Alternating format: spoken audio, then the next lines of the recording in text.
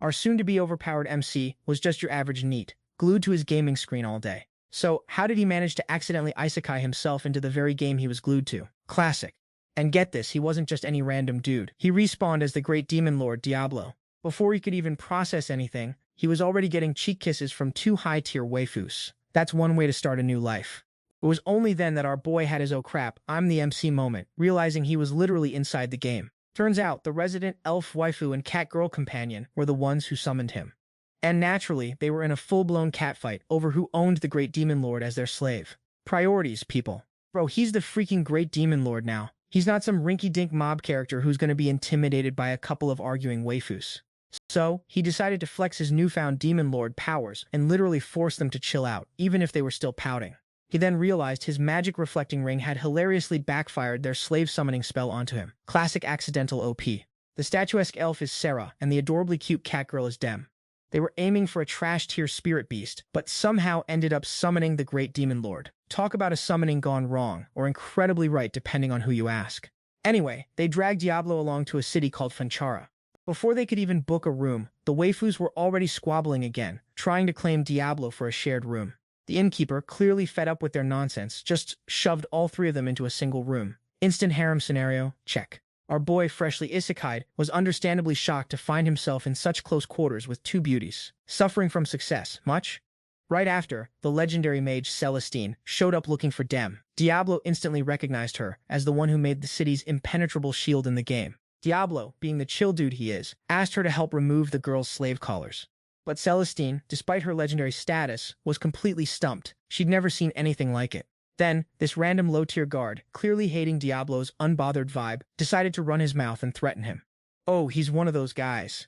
Doesn't know when to quit until he's already messed around and found out. Diablo, ever the professional demon lord, immediately flicked a switch and went full flex mode.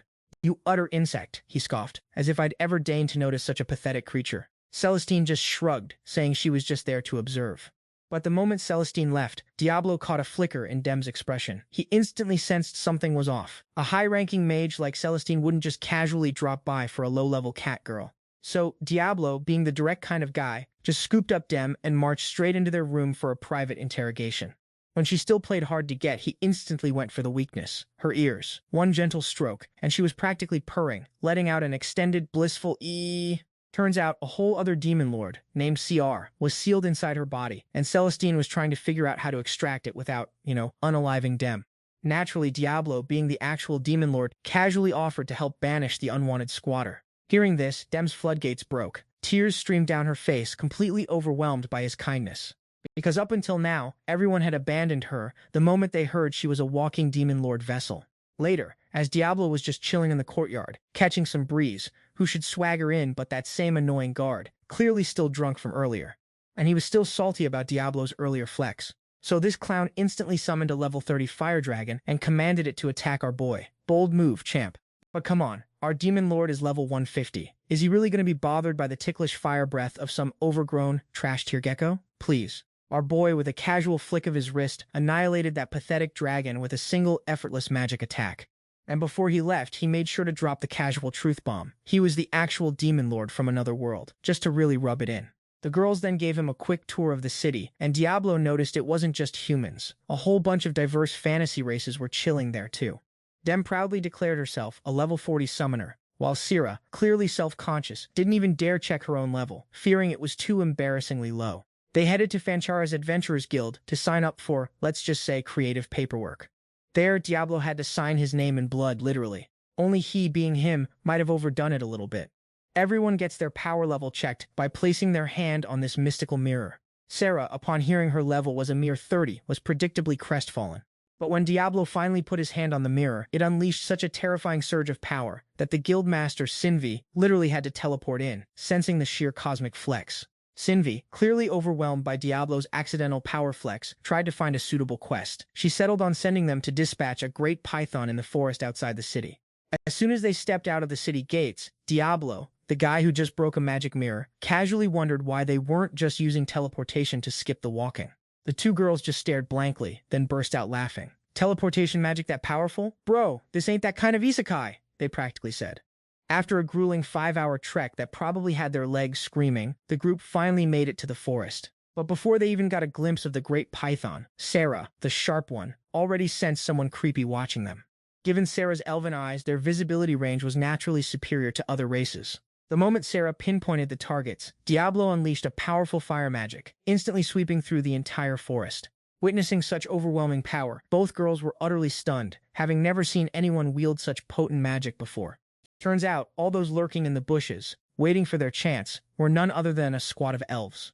What shocked Diablo and Rem even more was the revelation that Sarah was their actual princess. These soldiers were dispatched to retrieve their princess under the direct command of the elf prince himself. But Sarah knew all too well that he only wanted her back to be his personal baby-making machine, so she vowed she'd rather die than return to that so-called home. Hearing her fierce resolve, our OPMC Diablo declared that no one would be taking his Sarah anywhere.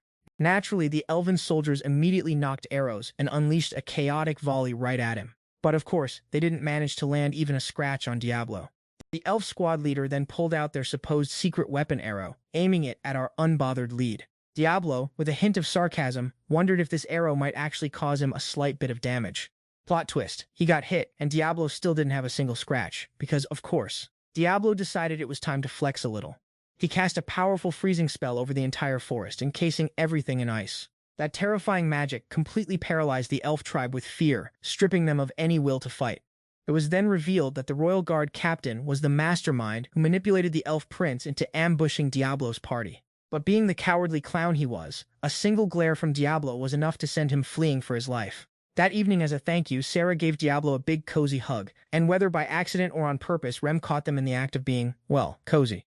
This time around, the group was tasked with a simple wine delivery mission to the outskirts of town. But Diablo suddenly felt like being unbothered, so he decided to head out with them.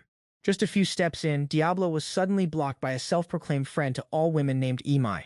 This self-appointed hero mistakenly believed Diablo was holding the two lovely ladies captive as slaves, and promptly challenged him to a duel.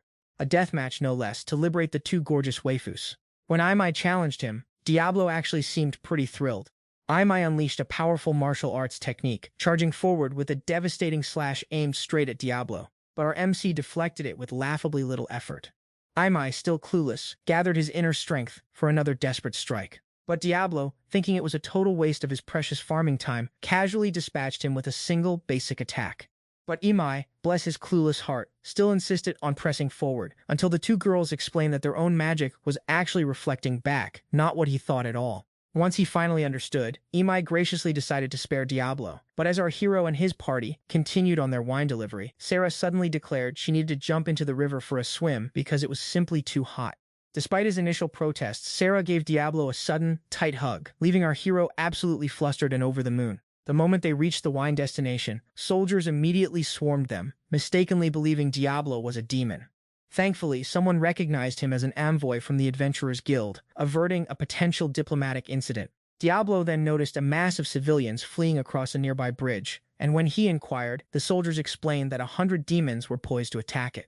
However, the city of Fansha was safeguarded by a powerful barrier erected by Celestine, meaning even if the demons crossed the bridge, they couldn't actually enter the city.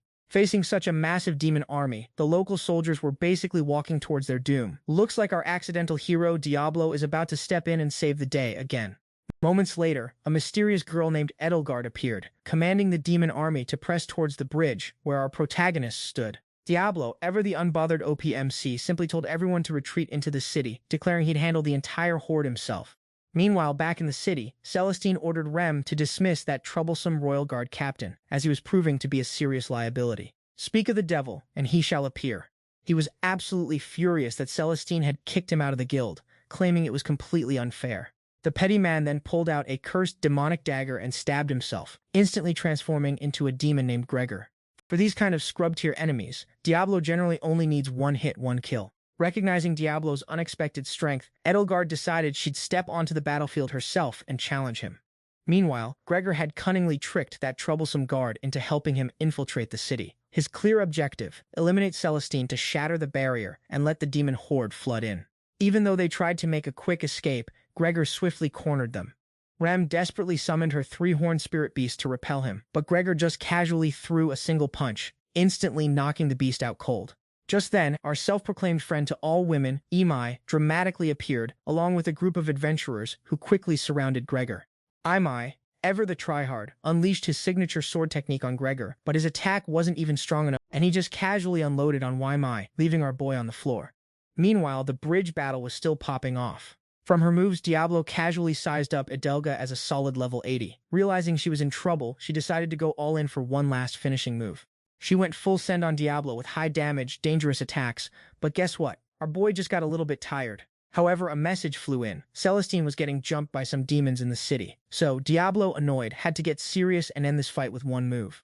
And that move? It was a ridiculously powerful magic spell that just blanketed the entire enemy zone. The attack was so strong, it not only shredded the bridge, but also casually yeeted the entire demon army into oblivion.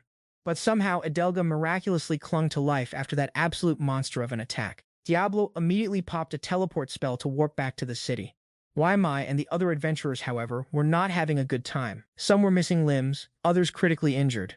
Luckily, Diablo warped in just in the nick of time to save their hides. Our boy grandly announced that the demon army outside the city had been completely wiped out. Casual flex. Grego, thinking he was full of it, tried to jump him, but instead just got an instant taste of reflective damage. Diablo then unleashed a barrage of magic blasts, giving Grego zero time to react. He even pulled out some gravity magic, flattening the poor guy into the dirt. By the time Grego witnessed that terrifying power and begged for mercy, it was already way too late. Our boy then casually trapped him in a dark dimensional prison forever. Poof, gone! And just like that, the fierce battle finally wrapped up. Then Jamin suddenly broke down, sobbing and thanking him for saving her. But Diablo, being Diablo, just flatly told her, "You're mine, so saving you is just a given." Harem life, am I right? The city folk also observed a solemn moment of silence for the adventurers who sacrificed themselves in the fight. Because he went a little too hard, Diablo had to chill in bed for a solid 10 days. But before he could even properly relax, he got news that the Elf Kingdom was itching to declare war on Fanchara City. Turns out, some elf prince was dead set on capturing Sarah to continue his lineage. Gross. So, the city lord wanted our boy to just hand her over to this creep to avoid an all-out bloodbath. But since Diablo has literally never backed down from a challenge, Sin led everyone to meet the lord and get this sorted. Sinvi also dropped a casual flex, mentioning the lord himself once single-handedly took on an entire demon army, just like Diablo. Right after that, everyone headed off to meet the city lord Ganford. But weirdly, Diablo felt a strange sense of dread around the old man, and could barely even open his mouth to speak. Ganford informed them that the Elven tribe had already set up camp outside the city and demanded, Diablo ensure peace, no war. But for our resident busybody who always gets dragged into other people's drama, that was literally impossible. However, to deal with this, the capital decided to send in a brand new waifu candidate, the knight Alicia. She quickly charmed her way into everyone's good graces, making her perfect for negotiations. On the way back, they decided it was a good idea to pick up some greeting gifts for the elves, by which I mean more weapons. You'd expect some legendary blade, but our boy just bought himself a scythe that looked utterly useless. Classic. As soon as they stepped outside, a smoke bomb got tossed their way, and Sarah was instantly snatched by two mysterious rabbit men. Turns out, these were just some bounty hunters, hired by that creep elf prince. Their cronies tried to block Diablo, but they couldn't even last 10 seconds before they were all casually floored. Right after, our boy went full-speed demon, chasing after the two rabbit men who had Sarah. He caught up in a flash, but then Wamai seemingly appeared out of nowhere, casually stomping the two rabbits and rescuing Sarah herself. Turns out, his special ability is sniffing out any damsel in distress, because he's always there when the ladies need him. Wamai even promised to teach those kids some manners for next time. After that whole ordeal, Sarah promised not to get caught again. Alicia also chimed in, apologizing for failing her duty to protect Sarah. But our boy, with his typical Demon King arrogance, just said, "Help isn't needed for me, so don't you dare feel bad." As soon as they got back, Celestine announced that a slave caravan had just rolled into town, and she thought the owner might know how to remove their slave collars. So everyone quickly headed over to check it out. He was worried he'd walk in to find some abused slave girls. But apparently, this owner treated them quite well. The owner of the slave caravan was a rather well-endowed middle-aged woman named Medius. Medius instantly sensed the raw casual power radiating from our boy Diablo. Since her ability lets her peep into other people's magic flow, Medius also spotted the Demon King's power chilling inside Rem. Rem, feeling the heat, politely dipped out, terrified Medius would spill her secrets, and Alicia followed to give her some moral support. Back in the room, Medius was giving Diablo a masterclass on how to yeet that slave collar right off. But between the AM distractions, our boy Diablo was having a really hard time focusing. She told him he needed to really focus on exploring Sarah's body to find her magic flow. But just when Diablo was about to crack the code, he hit a wall. It was like a magical labyrinth with too many rooms, and he couldn't tell which path was the right one. Meanwhile, Jen and Sarah were wondering where Alicia was going to crash for the night. Diablo heard that and immediately started sweating, wondering if he was about to get roped into some very close quarters sleeping arrangements. Luckily, Alicia had already snagged the room next door, so crisis averted. Just as they were chatting, they suddenly heard a flute serenade drifting in from outside. Nobody else recognized it, but Sierra knew that tune anywhere. It was the Elf Prince's. Seriously, this guy would chase anything with two AHIM prominent features, logic be damned. This was the tragic tale of our elf maid, traveling with the mighty demon lord, but constantly being pressured by her princely brother to return home and become his personal baby-making factory. Not only that, this guy had the audacity to show up and demand his elven maid. That charming fellow was none other than Sarah's brother, Kara. Diablo, ever the diplomat, immediately gave him a piece of his mind. Either you peace out, or you're gonna catch these hands, bro. But to everyone's surprise, Kara started speaking with an almost unsettling politeness. He claimed he had zero intention of starting a beef with the kingdom. Naturally, nobody bought his spiel for a second, so they demanded he let Sarah make her own damn choices. He even agreed to let Sarah roam free, to see if she really wanted to keep living that wild life, and promised to return tomorrow for her answer. That night, Sarah couldn't sleep, so she confided that no matter what went down, she absolutely refused to go back home. Her ultimate dream? To open a cute little cafe with her friends. And for her, Jen and Diablo were those very friends. To her, they were her real home. Anywhere they were, that was home for Sarah. The next morning, Diablo barely opened his eyes before he was nearly suffocated in a classic harem sandwich. Alicia and Jen headed out to report back to Lord Ganford. Back at home, Diablo was trying to brew some healing potions, but Sarah just had to keep flexing her assets, making it impossible for our boy to concentrate. But somehow, in his distracted state, he'd already accidentally finished concocting the potions. Kara's flute echoed once more, and this time, Sarah's eyes went completely blank. She suddenly changed her mind, dead set on returning to the Elf Kingdom with her brother.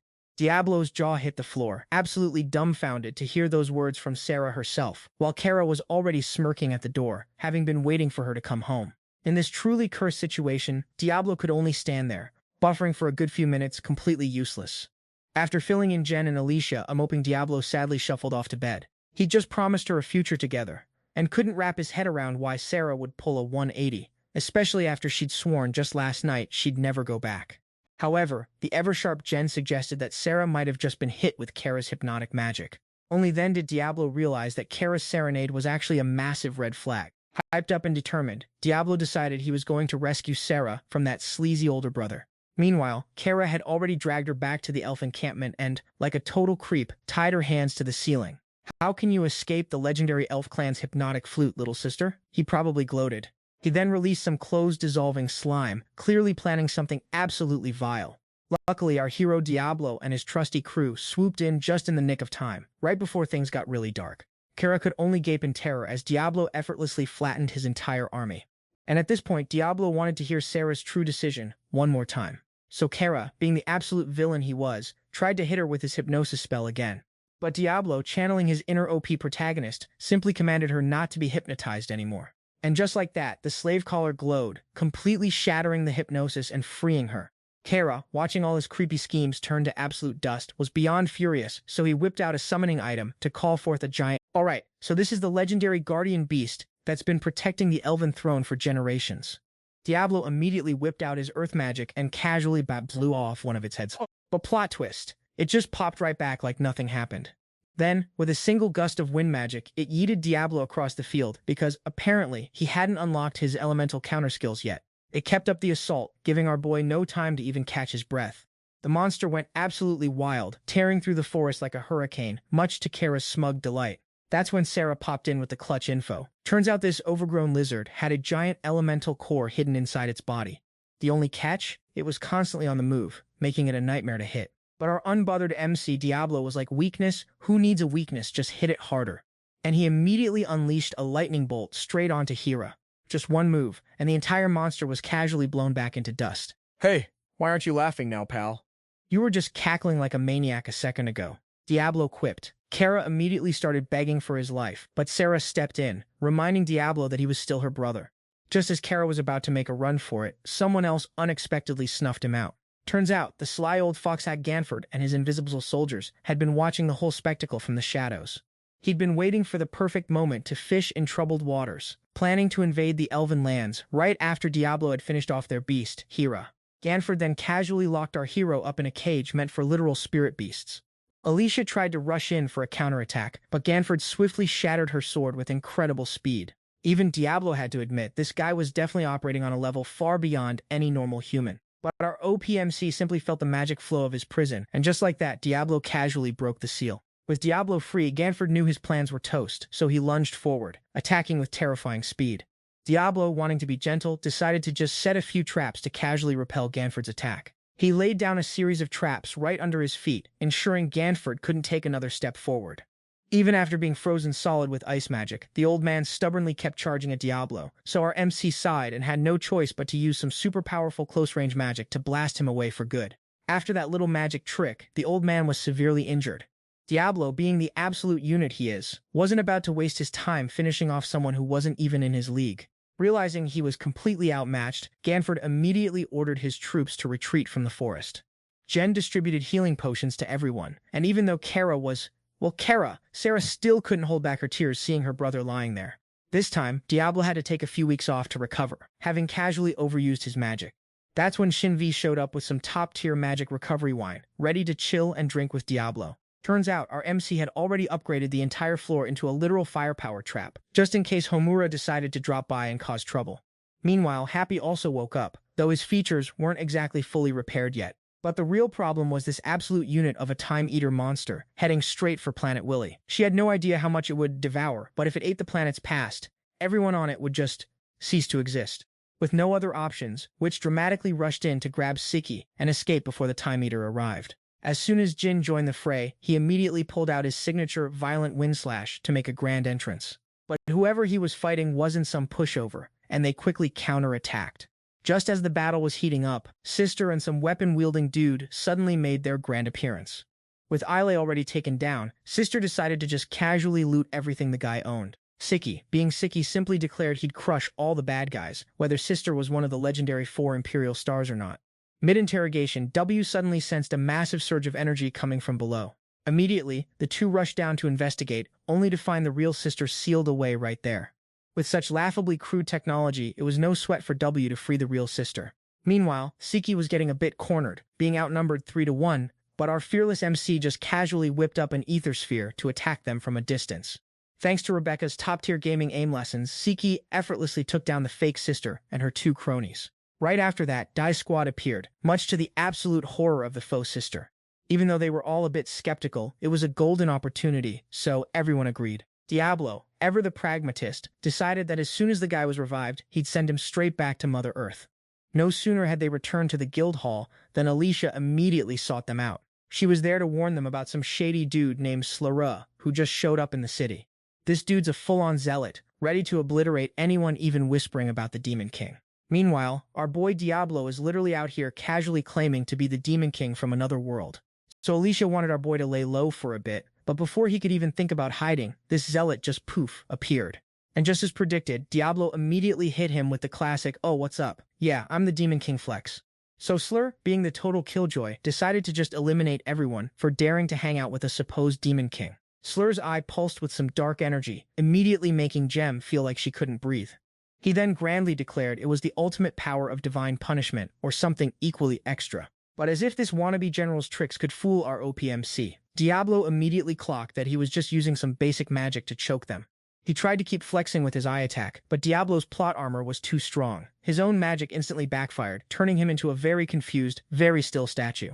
Diablo just casually mentioned it'd take about a day for this clown to break free. After a heartfelt emotional reunion, the girls got all cuddly and shared a very, very close hug. But our boy Diablo couldn't shake the feeling that all this sisterly intimacy felt a little staged. As night finally settled, the whole gang rolled up to the Spirit Beast summoning tower to link up with Adelga. Gem was all prepped and ready to perform the big ritual to yeet the Demon King out of her body. Diablo had to flex his power to yank the Demon King out, but the usual methods were way too slow. Adelga, ever the pragmatist, then suggested a shortcut to boost efficiency, using a certain opening on her body. Classic anime trope, am I right? Despite being a tad embarrassed, she totally agreed to let Diablo do his thing Adelga's efficient way. And sure enough, after a surprisingly quick process, Diablo had successfully yanked the Demon King right out. Everyone absolutely freaked out as they witnessed the terrifying resurrection of Demon King Krem. But that supposedly world-ending colossal demon king? Yeah, nah, it was just a tiny lowly girl. Diablo, trying to maintain his demon king persona, immediately threatened to absolutely annihilate her right then and there. Hearing that, even this tiny demon king decided to flex a little, releasing a smidge of her power to threaten Diablo. But then Krem was like, wait, how do I even fight? Total amnesia hit her. She also had no clue what a demon king's job description even was anymore. Everyone realized Krem might have had some plot-induced memory loss from being cooped up, so they casually suggested she reform her evil ways, start a cozy life of raising fish and farming veggies. And just like that, Krem decided to ditch the whole destroy the world gig. But then, after just one bite of a delicious cookie, Krem's entire life purpose pivoted. She was now dedicated to devouring every single cookie in the entire world. Just as everyone was planning their chill journey back to the city, some random demon mage just popped in from out of thin air. Apparently, he was here to give a grand welcome to the reborn Demon King. But Krem, in her best reformed villain voice, was like, nah, I've gone good now. Don't even try to tempt me. Upon hearing this heresy, the mage declared Krem a glitched version of the Demon King and decided she needed to be promptly deleted. But Adelga, ever the loyal waifu, immediately jumped in to protect her, stating her undying loyalty to Krem. But with the power gap being wider than a canyon, she was unfortunately taken down way too easily. Diablo, without missing a beat, instantly unleashed a counterspell to rescue his waifu. But this dude had some seriously cracked movement speed, allowing him to easily close the distance on Diablo. But just as he wound up for the kill, Diablo's passive anti-magic Ring of Doom instantly backfired and zapped him. The mage's eyes widened in horror. This power, it belonged to the previous Demon King. And Diablo? He was the absolute mad lad who beat that Demon King back when it was just, a game. Knowing he had just found himself facing an Omega-level threat, he wisely decided to yeet himself out of there. Everyone then took Krem into the city, essentially unleashing her on every bakery, letting her go absolutely wild on cookies. Meanwhile, Slur, still salty from being statued, was already plotting his epic revenge against them. The rest of the gang, completely unbothered, happily continued their cookie-fueled adventure with Krem. But Alicia, watching all this wholesome chaos, was clearly not vibing with it at all. Diablo then gave Celestine the full, unedited recap of how Demon King Krem had been accidentally resurrected. Once Celestine saw Krem was only interested in munching on snacks and sipping energy drinks, all her previous worries just evaporated. But on their way back, Krem and Gem mysteriously vanished into thin air. Turns out Alicia, the helpful waifu, had deliberately led them down a shady alley. Alicia was absolutely furious that a Demon King, of all people, was more interested in snack runs than world annihilation like Krem was now. She then dramatically revealed she had only pretended to be their friend, all just to wait for the true Demon King to show up. Her real main goal? To have the Demon King absolutely massacre all of humanity, of course. And wouldn't you know it, Slur, our previous clown Villain, conveniently showed up right then and there. Alicia, being the absolute snake, immediately framed Gem as a Demon King worshipper. Our girl Zem, pushed to her limits, had to whip out her spirit beast to even stand a chance. But this villain was extra nasty. He sent his grunts to hold down the spirit beast, then brutally murdered it. Zem tried to retaliate, but he instantly overpowered her. So much for heroic comebacks. Meanwhile, our boy Diablo is still speed-running his way through town, frantically looking for them. Turns out, Slur had casually carted them off in a carriage to who knows where. Krem, ever the direct one, casually offered to just take care of them right then and there. But he didn't want our resident demon lord's hands getting messy, just wanted her to happily munch on some cookies. Slur dragged them to some shady church on the city's edge, and Alicia, ever the schemer, poked and prodded, trying to make Zem beg Krem for help. But Krem, for some reason, was dead set on not unleashing her full demon lord power to slaughter humanity. Classic Alicia move. She ditched them with Slur and bounced immediately. What a pal. Diablo, humbled by the situation, actually had to enlist his guild bros to help him search. The struggle is real. Our MC, who usually flexes his demon lord persona with peak arrogance, was now absolutely stumped on how to actually ask for help. Luckily, some random kid saw the knights dragging them away earlier that day. Plot convenience. Activate. Our MC, now with a lead, immediately went full Naruto run to save his potential waifus. Slur, being a classic villain, was now brutally torturing Zem right in front of Krem. Talk about low blows. But Zem, being the stubborn tsundere type, refused to ask Krem for help, even while being tortured. Krem, instead of helping, just stood there roasting Slur. Annoyed, he predictably swung his sword right at her. Then it finally clicked for Slur. This kid was actually the Demon Lord. He went from arrogant villain to pure panic mode in 0.5 seconds. Slur was about to land a hit on Krem, but our hero, Diablo, with impeccable timing, intercepted the blow, protecting our pint-sized Demon Lord. Seeing Diablo protect her, Krem finally snapped. The true Demon Lord fury was about to be unleashed. She instantly reverted to her terrifying true form, and Slur, bless his stupid heart, tried to resist, but Krem casually disintegrated him into a pile of dust. Rest in pieces, clown. Naturally, the entire city freaked out. A massive surge of Demon Lord power, courtesy of Krem, just popped up. Total vibe killer. Diablo finally showed up, told Sarah to go rescue Zem, and then prepared to personally handle our newly enraged Demon Lord Krem. The moment the Demon Lord's awakening was announced, Adelga and some random wizard, leading a whole army, instantly marched on Fanta City. Perfect timing, as always. Alicia, true to her villain roots, also popped up, ready to join the demon race and delete humanity. Lord Ganford rallied all his soldiers to the walls, ready to defend, while Celestine was busy flexing her magic, reinforcing the city's plot armor barrier. Diablo and Krem were currently locked in a truly epic no-holds-barred Demon Lord battle, just a Tuesday for our MC. They were still measuring up against each other, but every single power attack from Krem was casually reflected right back by Diablo. Our boy is just built different. Zem, after chugging what looked like a literal ton of recovery potions, finally woke up. Healing items are as OP, confirmed. Realizing her magic was basically tickling Diablo, Krem, in a stroke of genius, started throwing actual rocks to deal physical damage instead. Adapt, improvise, overcome. Even the trash tier nobody we my somehow managed to run in to assist our MC. Every little bit helps, I guess? While dodging attacks, we my casually left a magic formation right under Krem's feet. Who knew a trash tier could be so sneaky? And when triggered, this formation unleashed the full concentrated power of all natural elements. Basically, a kill Krem button. But our Demon Lord Krem shrugged off that apocalyptic elemental attack like it was a mosquito bite, just casually walked it off. Just in the nick of time, Zem somehow popped up right in front of Krem. Krem, after making sure Zem was still breathing, immediately reverted to her adorable pint-sized lowly form. Crisis averted, cuteness activated. That wizard guy was absolutely fuming over Alicia's spectacular failure. Someone's getting fired. Sind, the designated voice of reason, was like, yeah, we probably can't have an infinitely powerful demon lord just chilling in our city. But our MC Diablo, with his legendary negotiating skills, casually suggested that Krem just become his slave and fall under his control. Classic harem protagonist move. And just for the sake of cookies and staying in the city, Krem, the demon lord, agreed to be his slave with a casual kiss. Instant waifu unlocked with benefits.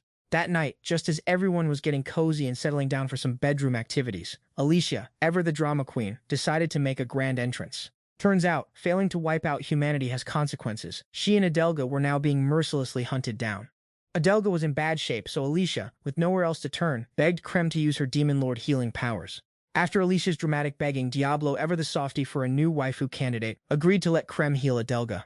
Alicia was in a full-blown existential crisis, totally pessimistic about humanity after seeing all their terrible deeds. That's why she wanted to commit genocide. Normal stuff. But since her grand plan of human extermination flopped, she was ready to, self-terminate to Atone. Dramatic? Much?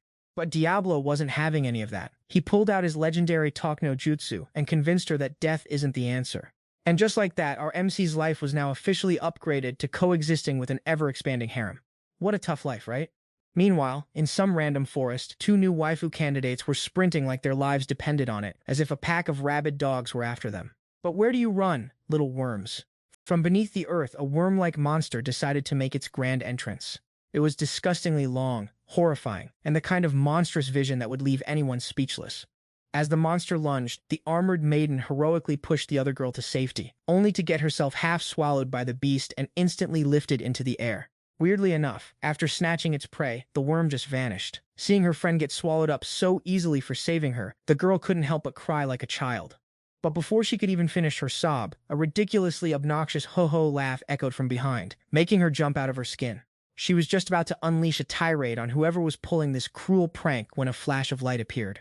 Once it faded, a red-haired man in a Holy Knight uniform stood there, sneering down at the white-haired maiden. His eyes were sizing her up like a predator, looking at its next meal, ready for the slaughter. The white-dressed maiden, Lena, somehow managed to regain her composure despite facing this red-haired creep. Facing the guy who wanted her gone, she pulled out, well, let's just say her hot goods were a set of prayer beads, and she started chanting like there was no tomorrow.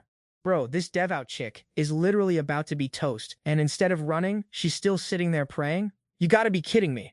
Naturally, this made the red-haired man's disdain for her practically glow. But Lena, bless her heart, wasn't even fazed. She just kept earnestly praying to the heavens, apparently asking for obscene amounts of wealth, mid-crisis. His eyes then landed on Lena's ridiculously pale, perfect legs, and suddenly he was consumed by an insane fit of jealousy. "Who dared to make your legs whiter than mine?" he roared, crushing a precious gemstone in his hand out of pure spite.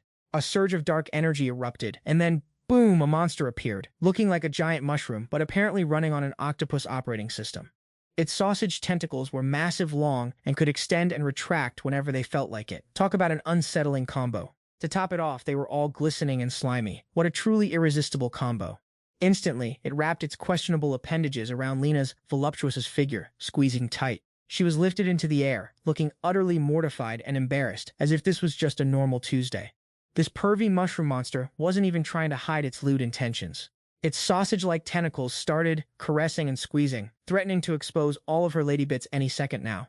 Apparently, he was just green with envy over Lena's unblemished status. So he commanded the monster to take her innocence, making Lena shriek in pure terror. And strangely, that dumb guy who should be helping did put up a fight, but it was absolutely pathetic. Her saintess robes were quickly shredded by a sneaky tentacle that somehow found its way inside. With her clothes now effectively worn as if not worn, Lena was utterly terrified, her only hope being a desperate plea to the heavens. It seems her desperate prayers were so sincere that the author himself intervened. A random dude literally face-planted from the sky, landing directly on the mushroom monster and flattening it like a pancake, much to the utter bewilderment of the other two. Now, let's rewind a few minutes, back to before our main character, Diablo, made his dramatic, unplanned skydiving entrance. The whole gang was just casually chilling, catching some rays. The beautiful weather had our elf waifu Sarah wanting to go sunbathing with Remen. Remen, meanwhile, was already imagining all sorts of lewd scenarios, blushing beet red just thinking about it. She immediately scolded Sarah, calling her a dumb good-for-nothing, which of course totally annoyed Sarah. Sarah shot back, "Dude, we're obviously wearing clothes. Who said anything about taking them off?" But Remen just ignored her, deeming Sarah's healthy outdoor sunbathing idea completely illogical and probably scandalous. This kind of bickering was a daily occurrence, so Diablo barely even noticed, too busy sighing about the beauty of peace. And while he was at it, he conveniently decided to reminisce about all the shenanigans from Part 1. Sure, it was mostly just trivial nonsense, but he figured living with his ever-growing harem and being Demon Lord Diablo was pretty much peak happiness. The two girls, still bickering to a standstill, immediately dragged their dispute to Diablo, demanding he use his special judgment to settle it. One side sporting literal grapefruits and the other oranges, Diablo found himself in an incredibly awkward position. Only kids pick a side, but a true adult knows you gotta take them both. Quickly grasping the adult philosophy, Diablo immediately pushed both girls away and feigned seriousness, declaring they weren't there to play, but to test out new magic. He urged his comrades to be serious, then walked up to a wooden tree, pulled out his staff, and promptly started reading a spell that basically asked, which is better, grapefruit or orange? No sooner had the words left his mouth than he lightly tapped his staff against the tree trunk. The entire tree immediately floated into the air, leaving both Ram and Sarah utterly flabbergasted. Sarah was so thrilled, her hills and valleys were practically doing a happy dance. But floating a tree? That's kinda basic, right? So Diablo, being Diablo, hopped onto the floating tree trunk and decided it was show-off time. But wouldn't you know it, even our OP Demon Lord was scared stiff up there, barely pulling off the stunt. Thank the stars he actually succeeded. A failure would have been a truly EXTENDD embarrassment for his street cred. Diablo stood proudly on the tree, commanding it to fly higher, but the higher they went, the more violently it started to shake. Apparently, this world already has flying devices, and knowing Diablo, he probably even built. As our boy Diablo was casually summiting Mount Chiu Chiu, he suddenly stumbled upon a blinding light, radiating pure plot development. Even Sarah and Zem, our resident powerhouse waifus, felt a surge of absurdly potent magic emanating from who knows where. Diablo, who's seen it all, was genuinely curious about this wild magic, but as he got closer, the tree's magic just ran out of juice, face planting into the ground and setting up the whole messy situation. Luckily, our little mushroom waifu saved Diablo from getting his bento box served, making her surprisingly useful for this plot point. Meanwhile, Lumchina, fresh off her rescue, was absolutely ecstatic, convinced that her fervent prayers had finally paid off. She instantly decided Diablo was the literal god she'd been worshipping all this time. But as soon as our boy turned around, he found Lena in nothing but her undies, forcing him into an awkward, immediate about-face. Lena, however, couldn't care less about minor details or what the mushroom girl was up to. The red-haired man nearby, however, was absolutely wailing because his pet mushroom girl had just bought the farm in the most ridiculous way possible. Diablo instantly recognized this red-haired dude as a holy knight, who then proceeded to relentlessly demand compensation for his mushroom, giving our boy a serious headache. He tried to explain, but Lumchina just wasn't having it, fully convinced he was her personal god. Bro, come on. Even gods get to speak their minds, right? Her face, however, was filled with such reverence, like he was the real deal. Plus, she was barely wearing anything, making Diablo gape and quickly offer his cloak for some temporary modesty. Even though he tried to distract himself with thoughts of grapefruits being tastier, Diablo's mind was filled with nothing but dark, unholy thoughts. Yeah, being a god really didn't suit our accidentally overpowered country boy. But the Holy Knight, absolutely itching with annoyance at this whole spectacle, cut in, yelling, "He's just a divine vine, not some actual god." Diablo tried to explain that he was in fact the Demon King, but Lena, being Lena, passionately cut him off every single time, leaving him no room to explain. The two were so busy with their back and forth, completely ignoring the Holy Knight, who was just fuming. From Lumchina's explanation, Diablo couldn't quite grasp why a Holy Knight would be trying to take out such a devout believer. Turns out, it was the church's decree, and the knight was just following orders, completely clueless about the real reason. The one who ordered him to eliminate Lumchina? Some guy named Bisley. With the situation vaguely understood, both sides decided to skip the chit-chat and just throw down. The Holy Knight immediately summoned a monstrous level 60 venomous centipede. But Diablo only feared real problems, like running out of coffee. What even is a venomous centipede? I mean, if he's going to accidentally be a god, he might as well flex a little to make it believable. Even as he found himself in a freefall, plummeting into a deep chasm. Below, a monstrous level 80 trapworm with a jagged, toothy maw was waiting. But these things, besides looking mildly horrifying, they were basically flavorless. Diablo, still carrying Lumchina like it was nothing, casually bounced off the monster's teeth for a quick spring jump. And just like that, with one casual move, he blasted all those monsters away. The powerful gusts of wind shredded the monsters, and oh, by the way, his hands accidentally brushed against something to check if this grapefruit was soft. Witnessing his monster squad get wiped out so easily, the Holy Knight started sweating, but still talked big, claiming such high-level magic would drain Diablo quickly. But when Diablo casually mentioned he could cast that spell 100 more times, the Holy Knight completely freaked out. He then summoned countless more monsters, only for the outcome to be even more disastrous than before. Diablo instantly froze everything around him, including our high and mighty Holy Knight, who was now just a fancy ice sculpture. The only one spared from this chilly fate was Lumchina, though she did faint from pure exhaustion. And just then, Jem and Sarah finally caught up to the scene, just in time for the aftermath. They both looked absolutely bewildered, wondering where this new pale-skinned waifu had just popped out of. Sarah, ever the pragmatist, saw this scene and just sighed, knowing this was just another Tuesday for their group. Diablo, with 100 mouths, still wouldn't be able to explain this mess. When Lumchina finally woke up, she was in an inn, and lo and behold, his two other co-waifus were already there. Lumchina immediately asked the two girls what their relationship was with her newfound god. It was the first time Diablo had been called a god, which completely stumped the other two, who then quickly jumped into an explanation. That Diablo was just their adventurer party leader, nothing more. Jem quickly jumped in to smooth things over, and subtly slapped a hand over Sarah's mouth to prevent any accidental secret spilling. Lumchina, however, was having none of it. Her logic was simple. If he wasn't a god, then Diablo wouldn't have seen her entire body, right? Therefore, by her divine logic, she would have to marry Diablo. Sarah freaked out like, "Hold up, is this Junior trying to jump the queue to be the main wife?" Zem, not to be outdone, scoffed. Why would she even think of stripping herself? What does that have to do with our master? The three of them were bickering so loud it sounded like a literal marketplace. So much so that even Diablo couldn't ignore it. Diablo was just telling Clem, until Lumchina's identity is 100% confirmed, don't let anyone else into her room, alright?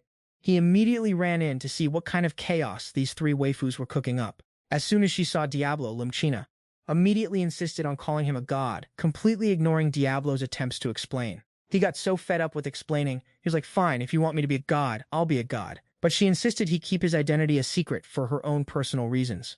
Lumchina, believing him hook, line, and sinker, immediately knelt down in deference. Suddenly, she glowed intensely, and that's when the other three realized Lumchina was the high priestess of the church. Our guys just casually stumbled upon a high priestess? Classic accidental sovereignty. But the real question is, why was a literal high priestess like Lumchina being hunted down so relentlessly? She then explained that within the church, there were powerful figures called key bishops. They were basically in charge of the church, and that specific group had voted to eliminate her. Plus, over half of the superpowered Holy Knights followed the orders of Key Bishop Bisley. And his reasons for wanting her dead? Countless. Because she just kept exposing all his shady dealings, basically making her the police force of the church. Lumchina was on her way to the former Demon King's territory to seek help from the legendary Holy Knight Bauda.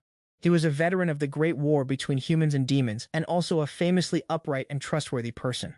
A Holy Knight who had sacrificed himself for Lumchina had told her this, so if facing extreme danger, she had to go to Durkan Tower, and wouldn't you know it, Diablo's legendary altar was also there. After hearing Lumchina's plight, Jem and Sarah immediately volunteered to escort her, practically begging Diablo to agree. He was a little hesitant, but our good-hearted MC still agreed to help Lum China get there. Just then, Clem walked in. The Demon King and the High Priestess almost had a diplomatic incident right there. Luckily, Diablo stepped in, primarily to protect the inn from collateral damage. The next morning, the four of them, Diablo, Lumchina, Gem, and Sarah, immediately set off. Diablo channeled a bit of his magic into Sarah's bow, just in case she needed some emergency protection. Before heading out, he left Clem and Edel behind, entrusting them to the care of their friends. After nearly 2 weeks of traveling by boat through the desert, which included getting lost and even caught in a sandstorm, the group finally arrived at Durkhan City. This place was a city completely swallowed by the desert, with incredibly barren and desolate scenery. Water was so scarce you wondered how any plants even bothered existing here. If you wanted to find any green amidst the yellow, you'd probably go blind trying. As soon as they arrived, Sarah immediately started feeling hungry and demanded to eat.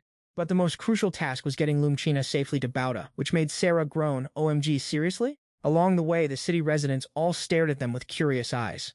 This city just screamed poverty at first glance, practically bleeding destitution. Countless residents lay scattered along the roadside. A pathetic, pleading voice caught Lumchina's attention, making her linger. Diablo, completely oblivious, just kept walking ahead, musing about how this city's heat was seriously no joke. Suddenly, a little girl stood directly in front of him and proactively started a conversation. She was curious if adventurers like him came to this city to challenge the newly discovered altar. Hearing this, Diablo felt like he had finally found the right path. The little girl, Oni, eagerly offered to lead him to the altar, simultaneously introducing herself as the local unlock expert. But to confirm this was truly his legendary altar, Diablo had to press for more information. But Oni didn't know much, only that outside the altar was a lion statue that attacked strangers, and on the 3rd floor, there was a rainbow slime. Hearing this, Diablo immediately confirmed, "Yep, that's definitely my altar." Oni found it extremely strange. How did this guy know such obscure details about the altar that no one else did? Just as our MC was about to send a body double to scout ahead, he heard Lumchina scream from behind. He knew instantly. Ugh, these three. Our guy Diablo only looked away for a second, and these ladies already found some drama, leaving him absolutely speechless. Turns out Lumchina was furious at some dude trying to lay a hand on a distressed mother holding her child. Sarah immediately started cussing out this absolute clown, but he just puffed up his chest and still looked down on them like the entitled jerk he was. Even after getting hit, the poor woman still desperately pleaded with the man to save her child. Seeing the situation going south, Lumchina immediately started worrying about the woman. It turned out this guy was part of the Holy Knights, a notoriously brutal bunch, which even got our Demon King Diablo a little worried. They were here to seek help from Holy Knight Commander Batata, but who would have thought his subordinate would be such a shameless bully, preying on the weak? Facing a man much taller than her, Lena stood her ground, completely unfazed, firmly calling him out for constantly oppressing the common folk. But he wasn't listening. In fact, he got even angrier and tried to strike Lumchina. But how could our Demon King Diablo ever let that happen? Not only did he block the attack, but he also casually sent the guy flying 1,000 meters away before turning to ask the woman about her child's illness. When the woman showed them the scar on the child, Diablo instantly recognized it as a symptom of the dreaded aura of death sickness. And it was highly contagious. If all 9 of these marks appeared, the child wouldn't make it, and tragically, the 8th one was already there. The only known cure was supposedly a miracle performed by a high priest. Lumchina wondered why they hadn't gone to the church, only to learn that to get the holy men to perform a miracle around here, you needed a very generous donation for the church coffers. Basically, money talked, and talk was cheap. A child's life was on the line, but apparently, its value was determined by how deep your pockets were. Lumchina didn't want to believe it, but the harsh truth was undeniable. That's just how this city was, and the child's cries grew louder and louder. Lumchina couldn't take it anymore, and decided she would heal the child herself. They carefully placed the child on the ground. Lumchina pulled out a holy artifact and began to pray for the dead? Oh wait, just pray. She also told everyone to join her in prayer. That way, their pleas would reach the heavens, and the gods would surely listen. As Lumchina prayed, clouds covered the sun, and an immense amount of magical power erupted from her, shooting straight up into the sky. Even Diablo had to admit that her magic was truly powerful. In an instant, the scar vanished, and the child became rosy-cheeked and full of life, no longer needing constant care. Everyone around them burst into tears of overwhelming emotion. Of course, the mother was the happiest of all, a true testament to Lumchina's title as High Priestess. This astonishing sight had everyone cheering, but their joy was short-lived as trouble started brewing. Alarm bells rang out, warning everyone that a massive magical beast was entering their city, and people immediately fell into a panic scramble for cover. Diablo quickly rushed to the city's edge, only to see a ship barreling towards them, closely followed by a desert whale. That ship was intentionally luring the monster into the city, planning to use the ensuing chaos as their escape route. While everyone was panicking, unsure what to do, Diablo was already planning to use his multi-layered magic and told them all to clear out. For a demon king from another world, these kinds of problems were basically just gnats. Though he did look totally badass on the outside. Deep down, however, our guy was scared out of his mind, his legs shaking like a leaf. At this point, he was secretly praying for divine help himself. Even though he was internally shaking, Diablo still summoned a colossal black hole in the sky, from which a gigantic arrow shot straight towards the monster. The monster roared miserably, wounded, but the attack only made it pause, not enough to be fully pulled into the black hole. Diablo was worrying his magic wouldn't hold, when just as one disaster was almost averted, another one already appeared. Diablo realized it was some kind of long-range martial arts attack. Before he could even figure out who threw the first punch, another attack, this time from a magic gun, hit the monster, instantly taking it out. Diablo was absolutely blown away by the power of this magic gun user. Just like that, the danger had passed. Sarah joyfully ran over to celebrate with Diablo. But her way of celebrating was, well, a little too forward. To keep his secretly perverted thoughts from being exposed, he immediately dodged away from Sarah and went back to being the cool, aloof guy. With the monster gone, now a gray-haired, bearded man approached, seeking Diablo. When the arrogant dude from earlier called him boss, everyone instantly knew this was Chief Holy Knight Bada. Even El Machina was surprised. She never imagined the Chief Holy Knight she'd been searching for would look like that. Facing the Chief Holy Knight's question, he already knew that attack technique belonged to him. High-level experts don't hide much when they talk shop. Despite his calm exterior, witnessing Bada's power gave Diablo a slight case of the spooks. Since the Holy Knight was finally here, it was Lena's turn to step up. She stood before Bada, demanding to know why his self-proclaimed Holy Knight squad was acting more like a band of common thugs. Did I give you permission for that, huh? Bada vaguely recognized Lena, but his subordinate? Nope. That dude was still arrogantly rude, even trying to throw hands, only to get absolutely decked by Bada himself. Whoa there! Bata quickly dismounted, kneeled before Lumchina, and greeted her properly, begging her forgiveness for his subordinate's rudeness. This action made Zem and Sarah feel a bit more favorably towards Bata, even thinking he was a good guy. Just when you thought it was over, another character popped up. From the sky, a red-cloaked maiden appeared, immediately calling them all fraudsters. This enraged Bata, who warned her that if she continued to be disrespectful to Lumachina and her comrades, her head wouldn't stay on her shoulders for long. Luminous wasn't scared by Bata's threats at all, sticking to her conviction that they were scammers and challenging Bata directly. If Lumchina truly was a high priestess protected by the gods, then Luminitas wanted to see if the gods would protect her from her attack. Diablo didn't even need to lift a finger this time. Bata stopped her with a speed that left our boy's jaw on the floor. Luminitas' blasphemous words made Bata super salty, but she didn't bother to linger with them. Her real purpose for being there was to find the one who cast that spell earlier, meaning Diablo. But Bata bluffed, claiming the magic user had already chickened out and fled, which was enough for Luminitas to leave. Somehow, though, Diablo knew she actually wanted him as her disciple. And if he refused, she'd probably beat him into submission right then and there. After Luminitas left, Bata invited them all to rest at his manor. On the way, the group saw a long line of people waiting for priestly aid, as Luminitas had sealed off the cathedral. Everyone was there to pray, but the wealth gap was starkly apparent. Because there weren't enough priests, not everyone's wishes could be fulfilled. So only devotees who donated generously and had strong wishes were prioritized. Upon arriving at the manor, they were treated to a dish of kadi, which Diablo and Sarah absolutely loved. Diablo noticed a wound on Lumina's hand. Turns out she could heal everyone else, but not herself. After stuffing themselves silly, Diablo decided to take a bath to unwind and de-stress. But who would have guessed? It wasn't long before Sarah barged in, demanding to join him for a communal soak. Don't worry, folks, nothing spicy happened there. The AD already screened it for your viewing pleasure. At the same time, Lumchina had arranged to speak with Bata privately. Lumchina wanted Bata to explain more about the Holy Knight Squad and their rude behavior towards the citizens. Bata profusely apologized to Lumchina for not managing his subordinates strictly enough. He explained that Holy Knight's duty is to protect citizens from danger, and most of them are adventurers, so he can't entirely control their rude behavior, but he'd do his best to prevent such incidents in the future. Lumena temporarily dropped the subject and asked about the deadly disease spreading through the city. Turns out, Bata also knew about the illness, but had no idea how to deal with it. Lumena immediately stated that it was a curse, not a disease. Because when she prayed to cure that child, the gods revealed that someone was intentionally sacrificing the townsfolk for a grander summoning spell. Turns out Lena had suspected Bata was the mastermind all along, which was why she came to probe him. Knowing he couldn't hide it anymore, Bada laid all his cards on the table. Lumena stood up in a panic, but a second later, she swayed and collapsed to the ground. Zem, realizing the dangerous situation, couldn't react in time before he also blacked out. Turns out their tea was spiked with a sleeping potion. Meanwhile, Diablo and Sarah were still very focused on their communal bath. Suddenly, Diablo sensed an intruder nearby, immediately grabbed. Turns out this particular incident was spotted by her while she was out, acquiring goods. She quickly filled Diablo in on the whole messy situation. By the time the trio arrived, Batoda had already moved Lumchina to another location. All that was left on the ground was a piece of the magic-infused glass. Diablo was genuinely surprised at how quickly this dude acted. With things escalating this far, he immediately pieced together what went down. The most pressing issue right now was rescuing Rem and Lumchina and getting them back safely. Meanwhile, Rem, who had been knocked out, started to regain consciousness.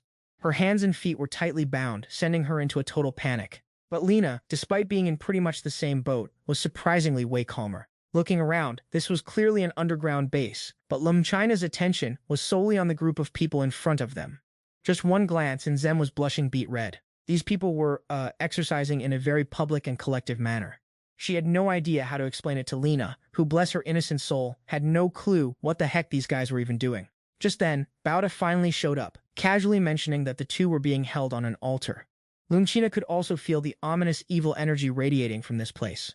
Since things were out in the open, Bada decided not to hide it anymore, as this place was specifically for carrying out all sorts of morally flexible activities. He ordered Siru to open the ceramic jar, so Lumchina and Gem could feast their eyes on the source of their impending doom curse. Inside was a shimmering, disgusting greenish liquid. This concoction was created from evil essence extracted directly from pure malice. To gather this evil essence, all they had to do was make devout followers fall from grace through lust. Each time someone fell, it would generate more evil essence, primarily aimed at destroying Luminitas. Lumchina couldn't grasp why Bada, who was supposed to be honest and kind, was now engaging in such despicable acts. The reason, it turned out, was pretty simple. He had been corrupted after his family was exiled, and his friends betrayed him. At that point, what's left to care about, right? Now, if only Lumchina could be made to fall, they would have enough evil essence to obliterate Luminitas. This particular mission was assigned to Siru. She immediately began imagining using her ridiculously long tongue to relentlessly engage with Lumchina. Before she could even get started, a massive hole suddenly appeared in the ceiling. Our boy Diablo made a grand entrance, looking totally cool at first, but then saw the R-rated scene, and his face turned into a literal toilet bowl. Bada wasn't surprised by Diablo's arrival. In fact, he was clearly prepared. Turns out, to even get here, Diablo had casually dismantled a bunch of holy knights. Those guys were surprisingly quick to spill the beans about the underground base's location. Diablo wanted all the juicy details, but Bada was like, nah fam, bet that stings, right? But honestly, our hero wasn't all that bothered. Anyway, the more they talked, the more weaknesses would be exposed. So, let's just get to the brawling and figure things out. And by brawling we mean with weapons, not that kind of heat, okay? In this cramped terrain and space, area of effect magic was completely out of the question. If someone tried, rocks from the upper levels would collapse and crush everyone below. Even Diablo would get crushed like a chump. In this tricky situation, before Diablo could even finish strategizing, Bada lunged and stabbed him, almost sending him straight to the afterlife. Our boy then unleashed a super slow-moving orb, aiming at a single target so it wouldn't affect the surroundings. If Bada dodged and hit the wall, the magical trap Diablo had set there would blow him to smithereens. But Bada, being the absolute pro he was, effortlessly ducked under the orb, then popped back up and stabbed Diablo right through the heart. He cackled triumphantly, thinking he'd won, but Diablo wasn't about to just pass out. He grabbed Bada's hand and froze it solid, forcing the villain to chop off his own arm and drop his weapon. Realizing he was cornered, Bada ordered his subordinates to use Rem's life to threaten Diablo. But Siru got an arrow shot into her hand by Sarah, instantly turning her to stone. On-ever the Stealth Master slipped down to free Zem and Lumachina. Realizing his villainous plot had folded, the big bad threw a last-ditch curse trying to spoil the mood. Diablo, not to be outdone, flexed his ultimate trump card. He simply declared himself the demon lord from another world, and somehow, that was enough to win. Of course, because plot, the entire base chose that moment to collapse, forcing Diablo to scoop up Sarah and leap to safety with everyone else. Our boy then casually lifted the entire altar they were standing on into the air with his magic, securing a temporary escape. But because this is an anime, a new problem immediately popped up. Turns out Lumena had been hit with a literal death sentence curse, a parting gift from that petty villain, Bauda. The plot twist? Lumchina's own miracle powers were completely useless against her own curse. The only way to save her? Break down the altar Diablo just casually made and grab the antidote he stored inside. Meanwhile, over with Luminitas, this low-tier Demon Lord minion, Vaz, popped up, trying to strong-arm her into submission and join the Demon King's forces. But of course, Luminitas, being the queen she is, just said nah and promptly shot him. Plot twist no one asked for. Turns out Vaz had a thing for strong women and was now totally simping for Luminitas. He then awkwardly asked her out for the next full moon night, promising to collect her for his mansion, before chickening out. Just then, Luminitas looked outside and saw Diablo's entire crew just casually floating in the sky. Turns out, even our OP boy has limits. Diablo's magic was running low, so the floating altar had to make a dramatic landing, forcing everyone to walk. They barely took a step when Luminitas' entire armada came storming towards them like a pack of angry seagulls. And just like that, our crew was completely surrounded by a ridiculous number of ships. Diablo, realizing his magic was almost zapped, knew fighting Luminitas right now would be a guaranteed L. Turns out, Luminitas was here because she got a ping that Diablo was underground, and suspected he was the newly revived Demon Lord that Vaz had just conveniently mentioned. Knowing that admitting it now would lead to absolute chaos, Zem and Sarah frantically told him to deny everything with extreme prejudice. But our boy, in true OP fashion, figured if he could skillfully wiggle out of this, he wouldn't have to fear anyone ever again. So, he just casually admitted it. He just flat out declared himself the Demon Lord from another world, basically saying, "Come at me, bros!" He literally said, "I'll take you all on." Luminitas Was happy to grant Diablo's wish. Hundreds of magical cannons immediately aimed at him. Just then, Elchina dramatically stepped forward, explaining that Diablo had literally just saved the entire city. She painted him as a great hero who fought to save everyone, though even she admitted she had no idea why he insisted on calling himself a Demon Lord. Zem then swooped in to rescue the situation, explaining they were heading to the altar to retrieve a treasure that could cure the death sentence curse. She pleaded, "If you want to fight, fine, but let us get this treasure to save people first. Then you can do whatever you want." Luminitas, however, was not buying it for a second. Elchina, with no other choice, had to awkwardly pull up her skirt and show off the death sentence curse mark on her thigh, proving she was literally about to kick the bucket. She basically pleaded, "Just let me get the cure, for crying out loud." But Luminitas, ever the pragmatist, was less concerned with their pleas and more intrigued by the whole situation. So she immediately ordered her forces to arrest the entire party. Being captured now, however, was a hard nope for our crew. Diablo, in a classic OP move, conjured a localized earthquake, sending Luminitas' ships and soldiers rocking, while his own group stayed perfectly still. With that, they all made a mad dash until nightfall, eventually reaching on super-secret hideout. The group decided to take a much-needed break and refuel. While everyone else was stuffing their faces, Diablo couldn't help but wonder. Luminitas, a literal gun wielder, could have just ended them all in one shot. Why didn't she? But she didn't. Seeing Diablo lost in thought and not eating, Jen offered him her half-eaten skewer. Our OP lead, of course, instantly blushed, because gasp indirect kiss. Sarah, not wanting to be outdone, also joined the food-sharing antics, making Diablo's life delightfully complicated. Meanwhile, Zem and Sarah were having a heated debate over whether rare or well-done meat was superior, forcing Diablo to play referee and tell everyone to scarf down their food and get some sleep, because apparently it was still a solid 3-day journey to reach the altar. Meanwhile, that holy knight from earlier, who was supposed to assassinate Elchina, conveniently tracked down Luminitas. He spun a whole tale about being sent to protect Lumena and deliver some super important information. But Luminitas was clearly not interested, because the High Priestess had just vanished with some dude who claimed to be a Demon Lord. Realizing he was too late, the Holy Knight, now steaming with rage, immediately blamed him. But Luminitas wasn't about to stress, because unlike some people, she actually had eyes. Seriously, no matter how you looked at it, Lumchina's attitude was screaming, "I'm totally here willingly. Thank you very much." Just then, soldiers rolled up to report they'd pinpointed the exact destination of Diablo's squad. Meanwhile, it took Diablo's group a leisurely 4 days to even reach said altar. Everyone was hyped, except for our boy who was just utterly baffled why he had to challenge the very altar he himself created. Peak MC problems. Sarah, being Sarah, immediately bolted towards the altar, faster than anyone could react. The giant stone lion right above their heads suddenly roared to life and lunged straight for Sarah. But Diablo, ever the casual god-tier protector, instantly blew it to smithereens, saving Sarah yet again. The moment that stone lion went poof, the altar's grand doors dramatically swung open. This particular altar went deep underground and was basically a trap-filled nightmare.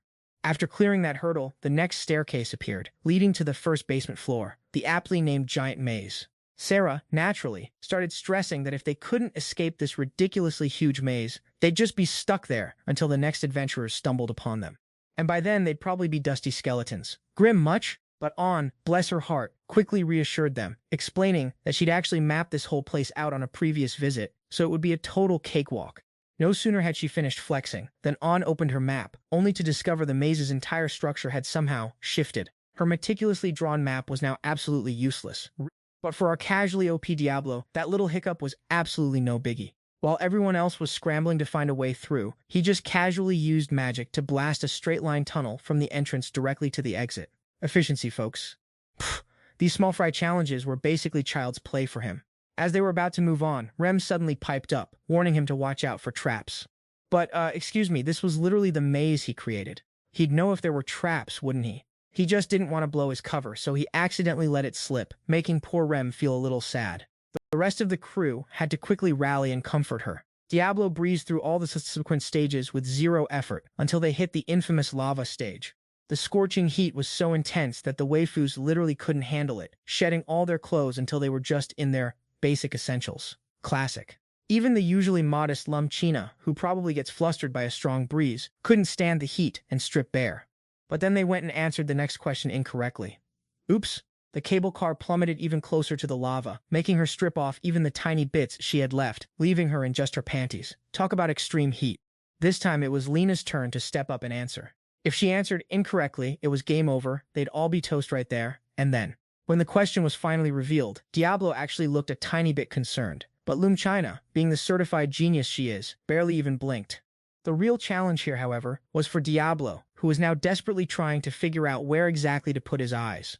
The next stage revealed a waiting party of white gorillas, and the whole setup looked suspiciously like a giant performance stage. Rem, with a flash of brilliance, suddenly remembered the name of this stage, the Stage of Love. Yep, turns out all they had to do was dance on stage, entertain the monster audience, and they'd pass. Failed to impress, and those white gorillas were apparently ready to deliver a beatdown with zero misses. Diablo then recalled that when he was building this particular altar, the game was actually in a collab event with some idol game, which is exactly why he'd thrown this stage in. Typical Diablo. The girls, of course, were gushing, praising the altar's creator for knowing absolutely everything under the sun and being super intelligent. Diablo, meanwhile, just felt increasingly smug about his own genius. But this was no time for self-admiration. Our boy quickly whipped up a crash course in idol training, teaching the girls everything they needed about singing and dancing. They drilled until the girls were utterly exhausted, and then finally, it was showtime. The group's performance was, to put it mildly, absolutely breathtaking. The sheer radiance of Rem, Sarah, and Lumchina literally lit up the entire stage. When their performance ended, the gorillas were begging for an encore, but sadly, time was up.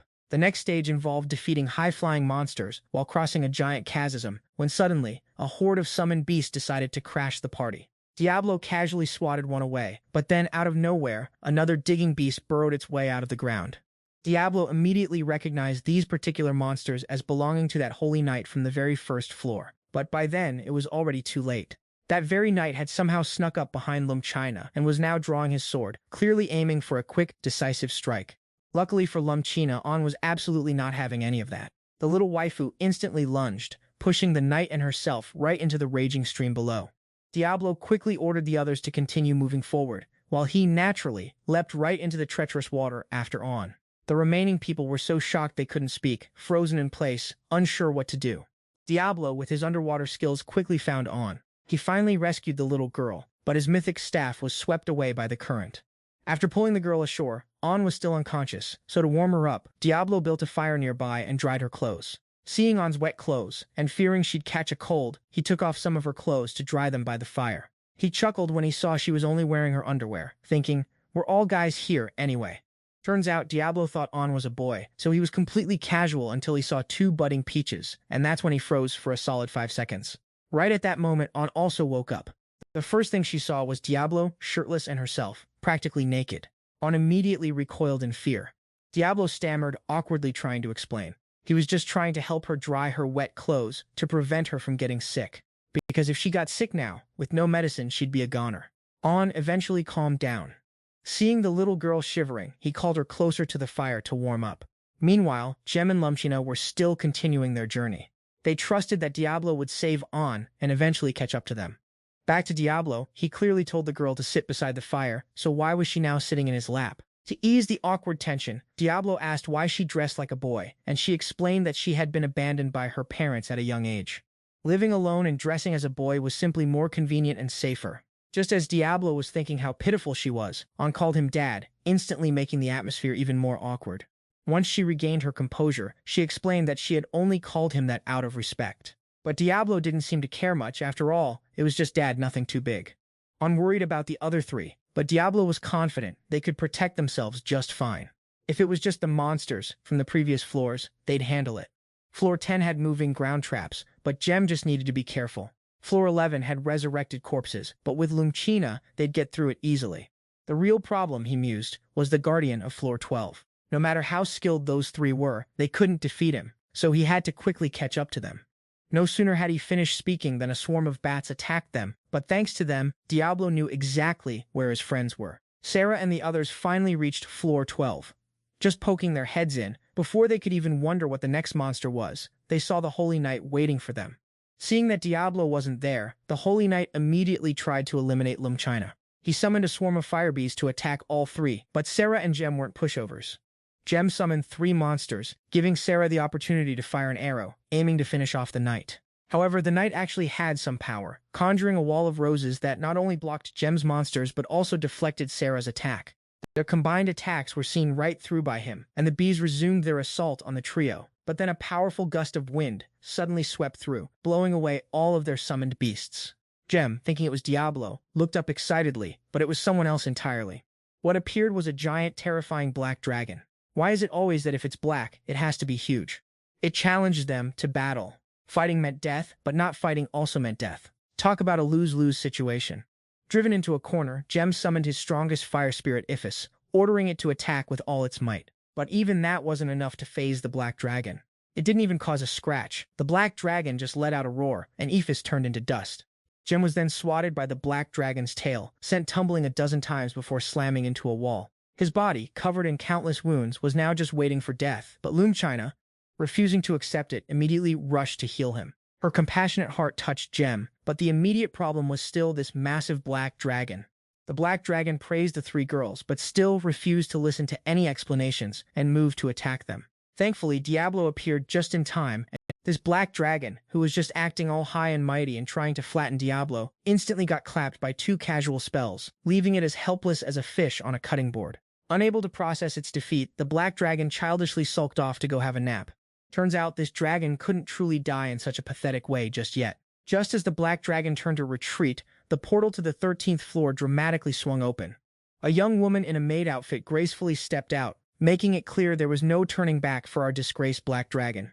Basically, it had to fight until it was permanently boxed. But the black dragon stubbornly refused, so the maid simply sighed and said, "Fine, I'll just clean you up myself then."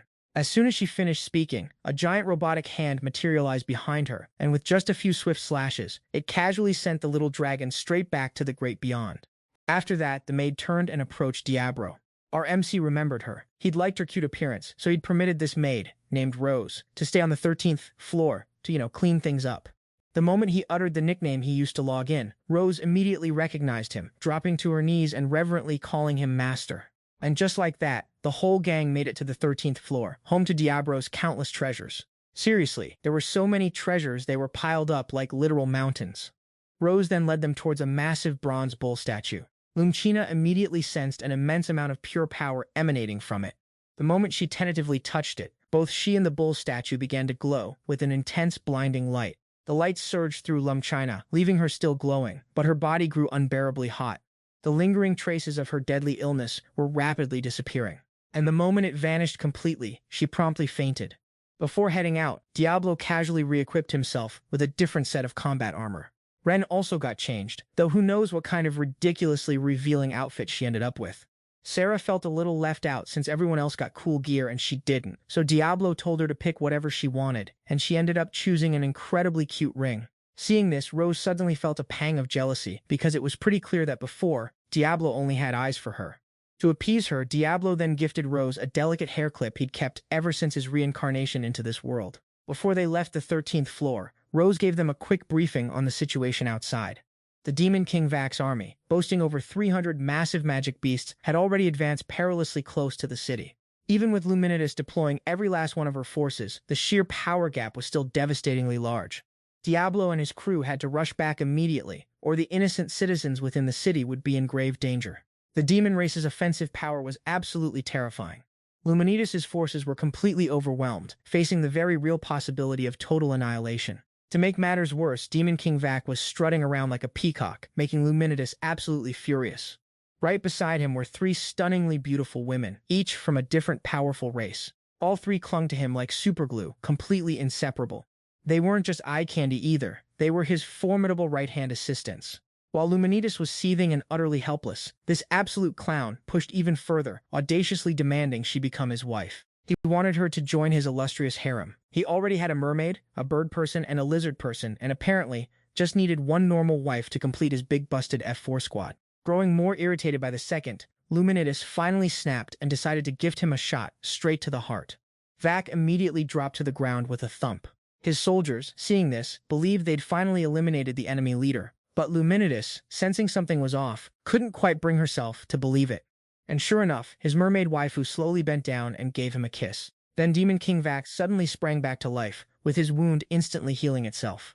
He maintained that infuriatingly smug expression, which made Luminitas absolutely incandescent with rage.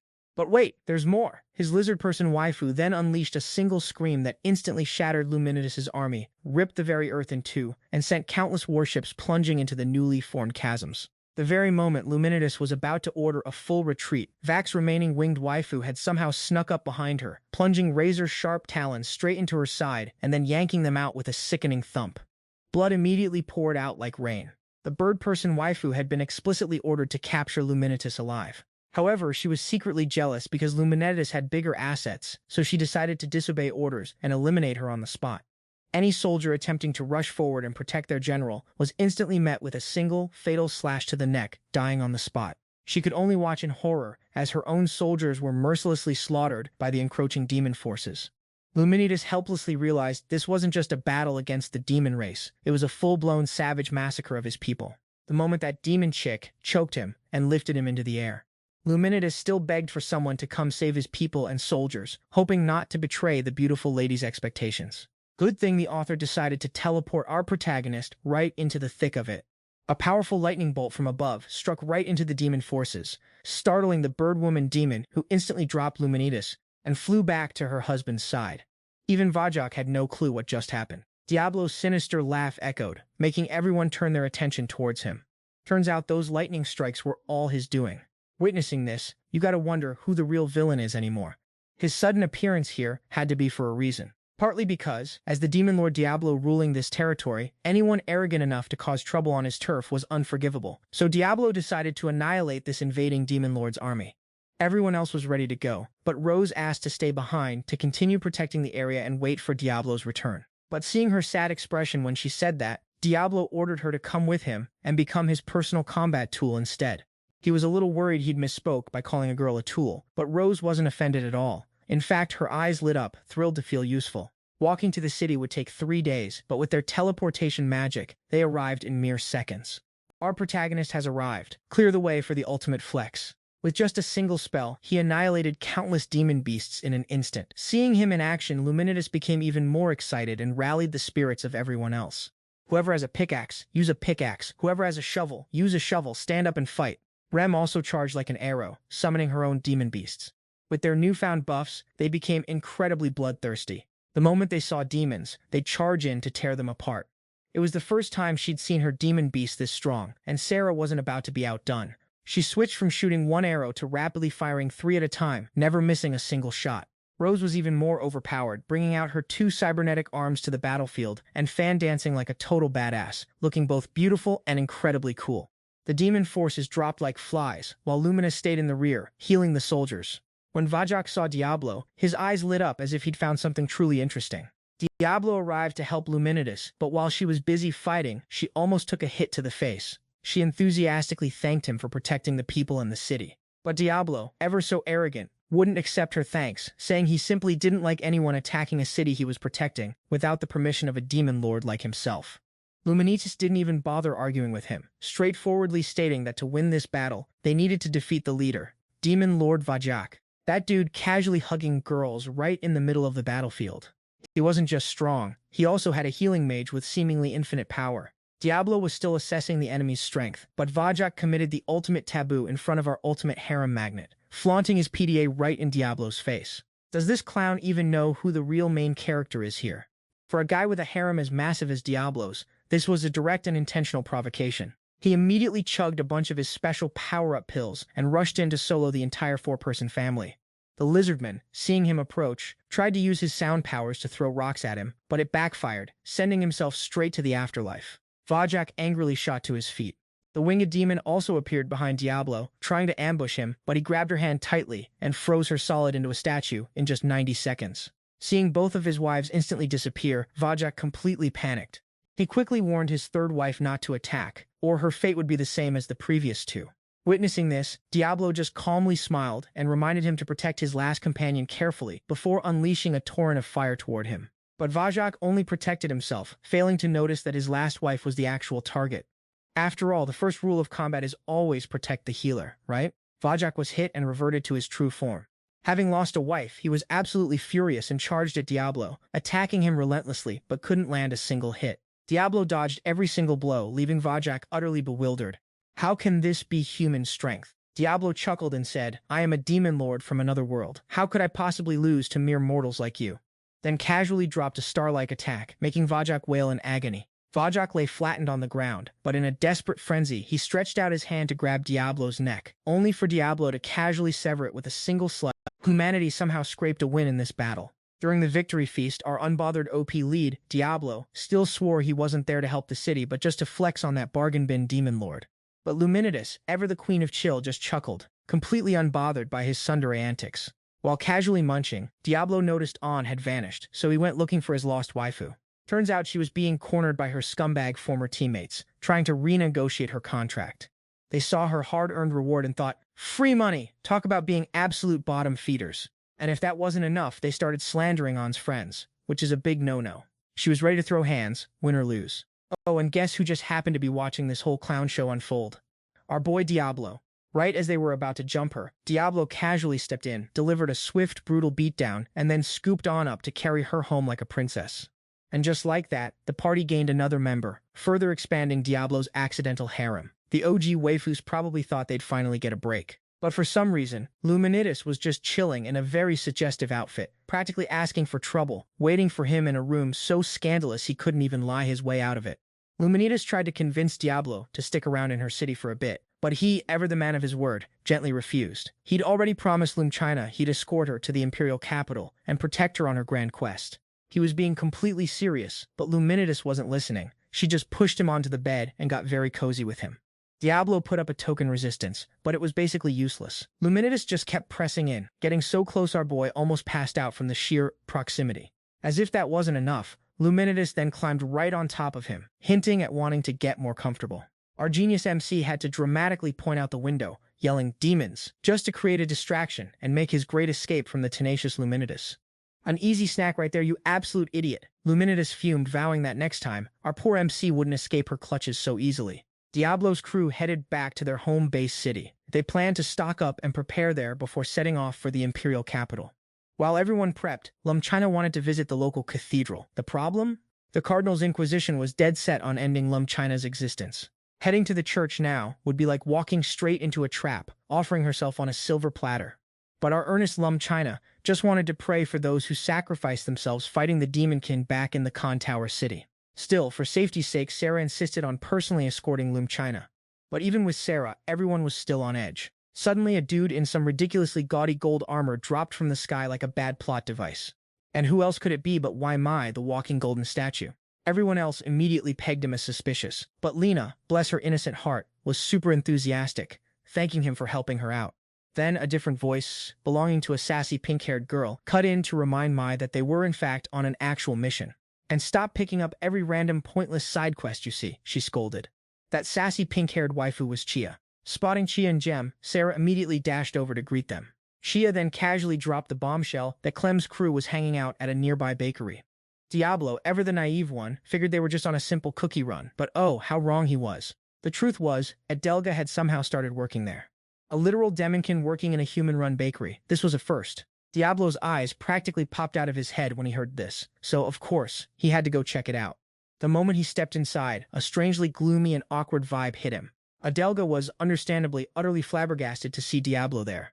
Seeing Diablo's confused face, Adelga quickly explained she was just trying to earn some cash to buy Clem her beloved cookies.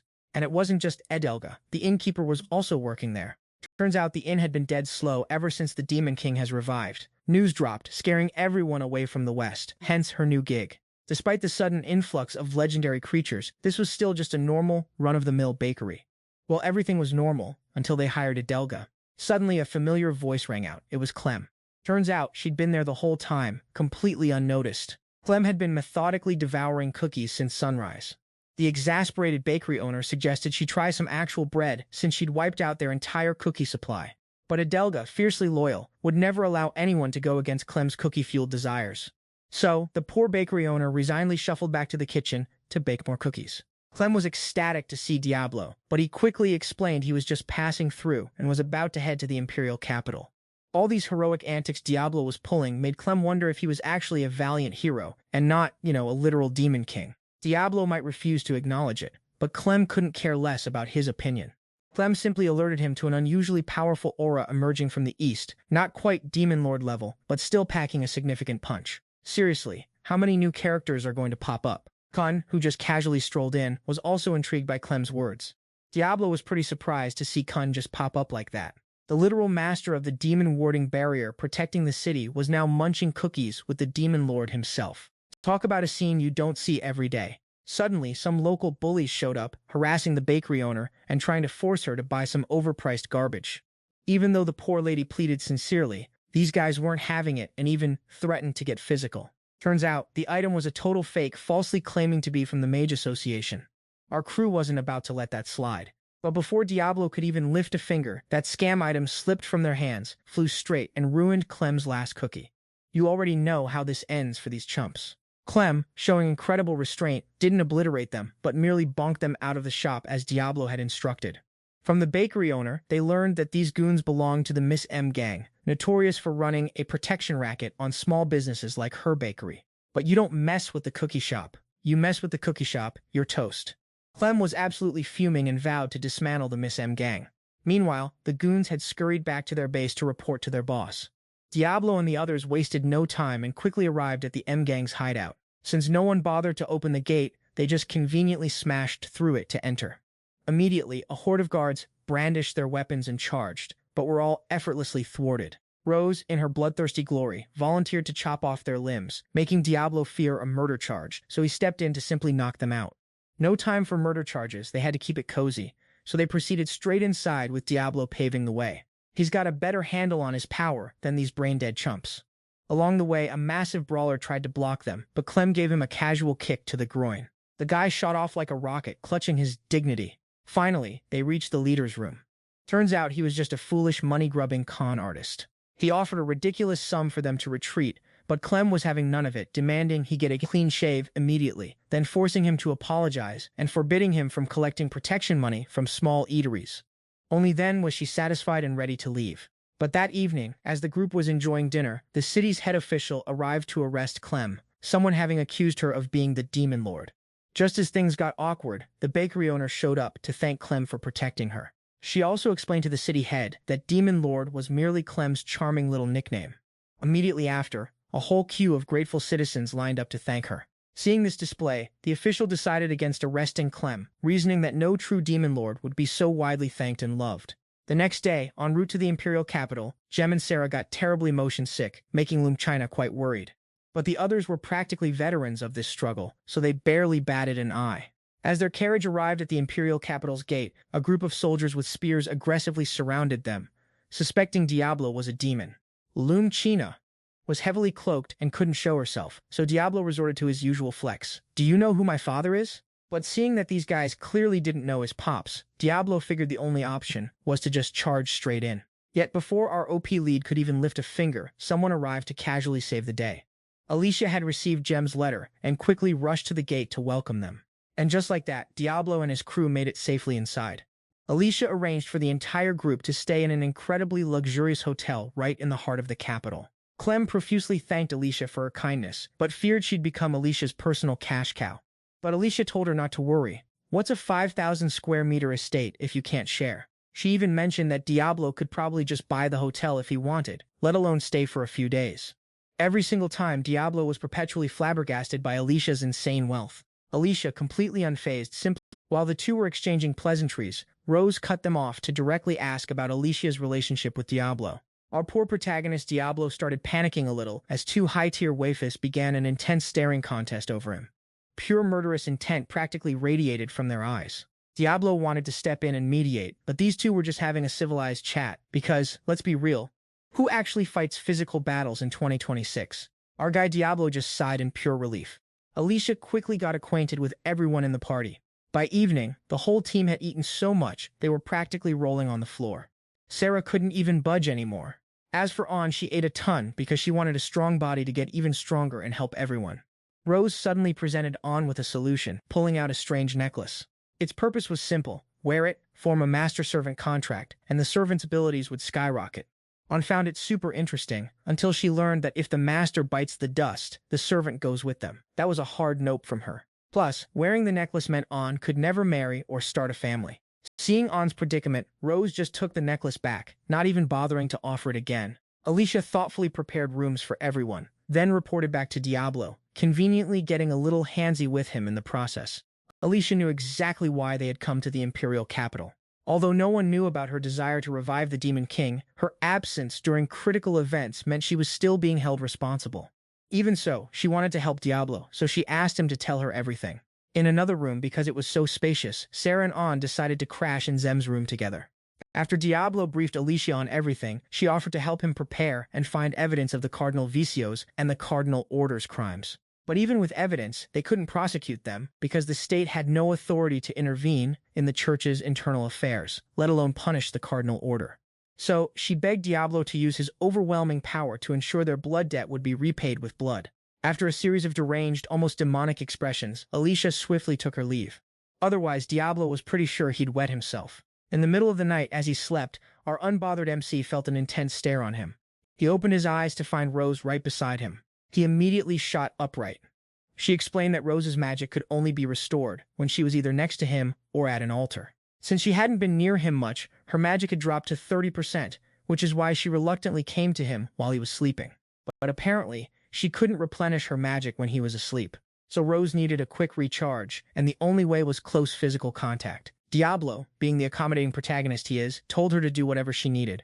With his permission, Rose promptly stripped down to her undergarments and repositioned herself closer to Diablo, making him absolutely freak out.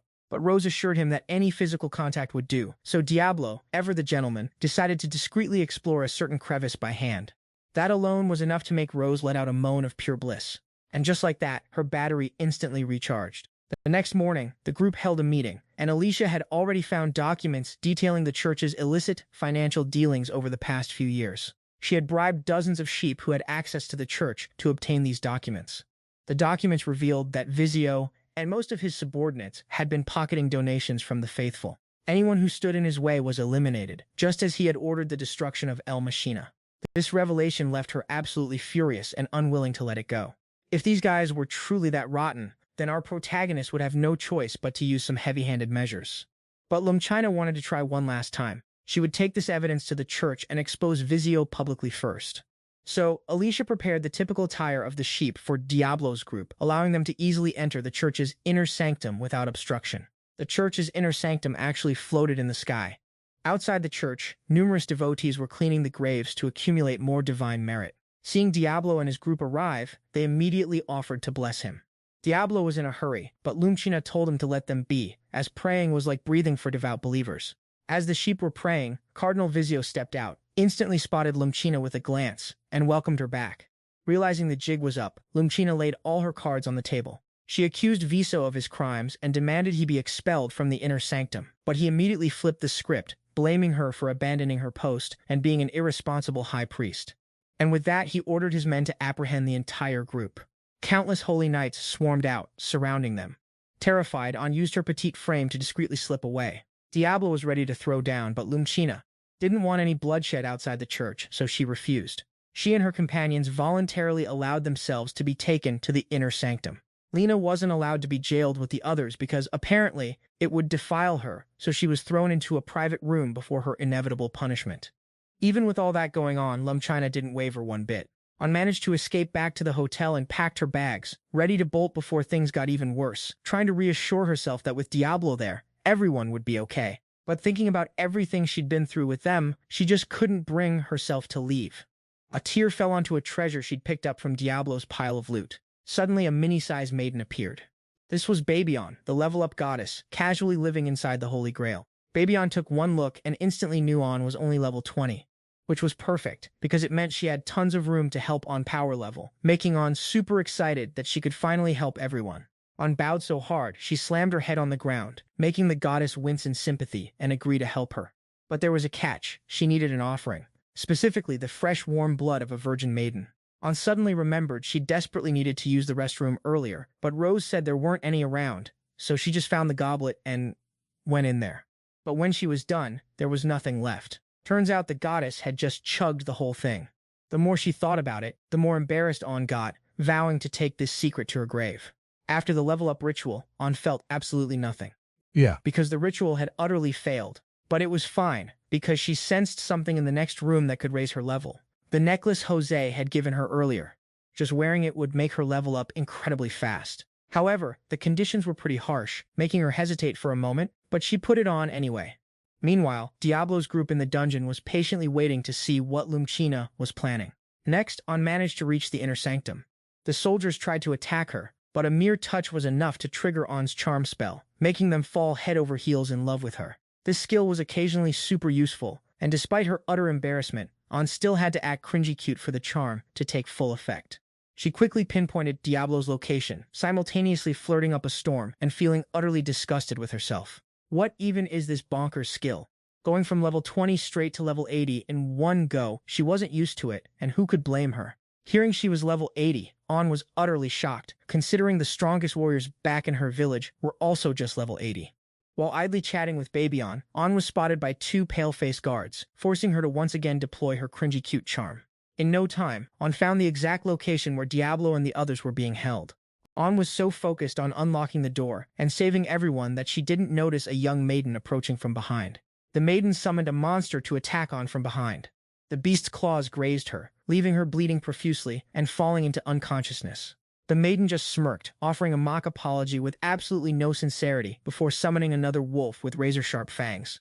At this point, Diablo had no choice but to step in. He shattered the dungeon door, stomping over to On's side with a furious glare, incandescent that someone dared hurt his comrade. Diablo called this woman daughter, but turns out she was actually pushing 60. To buy Diablo time to heal On, the other ladies stepped up to be this auntie's temporary opponents. This 60-year-old versus the ladies, it actually looked like a pretty even match. On was kicking herself for rushing in without a plan. She clearly wanted to help, but she just ended up dragging everyone into an even deeper mess. The 60-year-old auntie took the opportunity to mock her, making On self, but our resident OP Demon Lord had other plans. On's chaotic good energy actually made our Demon Lord realize peaceful solutions were for noobs, so he casually appointed her as his closest aide. All her responsibilities? Bro just added them to his overflowing plate. Our Demon Lord finally decided to stop holding back and get serious. This ancient sorceress, probably thinking he was just bluffing, unleashed her strongest move, a chaotic monstrosity stitched together from everything wrong with the world. This wasn't your average monster of the week. One element wasn't going to cut it. Our guy had to bust out the big guns, literal lightning, just to make this abomination go boom. Before our Demon Lord could even catch his breath, the old hag went full-speed demon, attacking him with her sword. Oh, so she's one of those fast attack types. Good to know. Joke's on her. Close quarters combat just played right into his hands. When her speed blitz failed, she reverted to her go-to summoning trick, which, spoiler alert, did nothing. Our Demon Lord casually tossed a rock and sent her straight back to the respawn point. Another day, another ridiculously easy win for our guy. But they still had no clue where Lumchina, our new quest objective, was being held.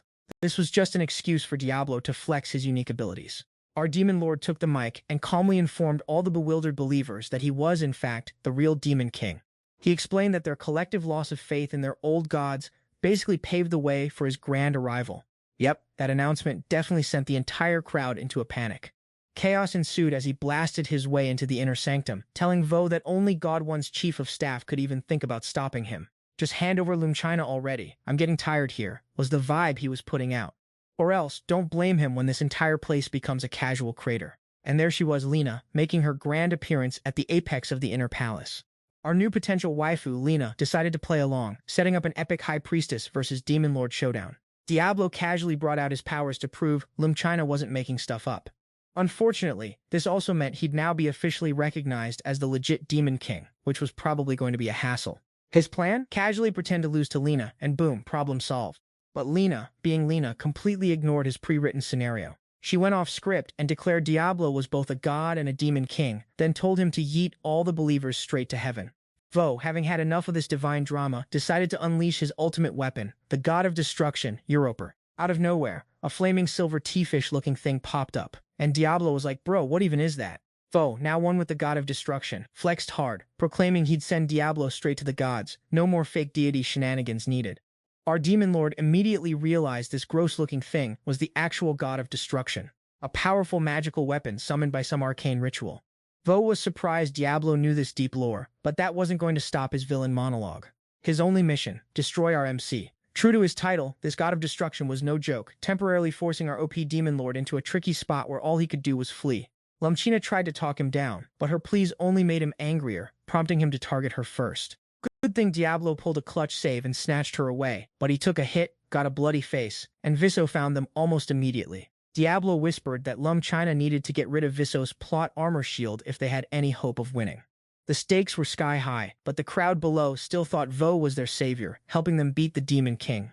Good thing one person in that brain-dead mob actually had a functioning brain and started asking questions. Hold up, they wondered. If Viso is a real god, why is he trashing the inner sanctum and attacking the high priestess? They're both demon kings. For sure! Turns out, this person was a die-hard Lena stan, telling everyone to trust her and start praying. Lumena finally located the sacred artifact and began her prayers, with Diablo casually covering her back. But Rose, ever the loyal waifu, suddenly materialized to shield him, refusing to let anything touch her Diablo. Viso, being the absolute clown he is, taunted her as a useless puppet. Rose's blood boiled, ready to throw down, but before she could even land a hit, Viso's own puppets behind her were already getting annihilated. One of her arms was then casually ripped clean off her body. Even in her final moments, she smiled, feeling blessed that her beloved master was safe. Diablo absolutely snapped, charging straight at the villain, but at this point he was no match for Viso. Luckily, Lumena had finally finished her preparations, but her power alone wouldn't cut it against Viso's might. In a classic power-up moment, everyone decided to lend her their strength. Viso's seemingly impenetrable defensive barrier was finally shattered. Waiting for precisely this moment, Diablo instantly lunged forward, unleashing every single one of his strongest moves directly onto this absolute clown. In a flash, Viso was utterly obliterated within the sacred temple. Meanwhile, Rem casually bumped into the mysterious Holy Knight again in the desert city. Turns out he had single-handedly eliminated all of Viso's cardinal cronies. He then handed Rem the other sacred artifact and asked her to deliver a message to Lumena. He explained that he did all this because he owed Lumena a huge favor. With that, the intense battle finally came to an end. Lumena continued her prayers, but their little charade wasn't quite over yet. Diablo kept up his convincing act to ensure everyone bought Lena's story hook, line, and sinker before casually flying off. Rem then relayed the Holy Knight's message to Lena. The two then went to finally free Doria, who had been locked in the basement for an entire month. Their comrades were overjoyed beyond measure to see them both safe and sound. To thank Diablo for his heroic assistance, Lumena casually handed them an entire chest overflowing with pure gold as a generous travel stipend. Rose, having been fully repaired, was now sleeping soundly right beside him. Lena now had the monumental task of restoring the lost faith of the Church and atoning for the sins committed by the Cardinal Council and Holy Knights. Although everything was seemingly resolved, she vowed to continue investigating the truth thoroughly and provide the people with the clearest, most transparent answers possible. That Holy Knight had also been assassinating Viso's followers to expertly cover his tracks, which means the true mastermind was still lurking, pulling his strings from the shadows. She admitted she wasn't particularly skilled in underhanded schemes, but she'd try her best to learn.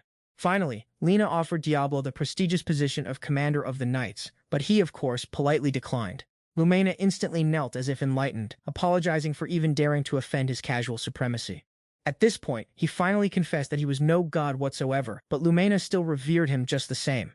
Afterward, while our boy Diablo was taking a relaxing bath, Sarah and Rem seized the opportunity to sneak in, each pulling him from either side, forcing Diablo to quickly cover his modesty. With everything settled, all four of them decided to return to their homeland, their new mission, finding Rem's missing wedding ring. Meanwhile, On decided to stay in the Imperial capital, determined to study and become a stronger mage to be more helpful to Diablo. And with that, Season 2 of the Otherworld Demon Lord finally comes to a close. If you enjoyed this wild ride, make sure to smash that like button and subscribe for more epic recaps.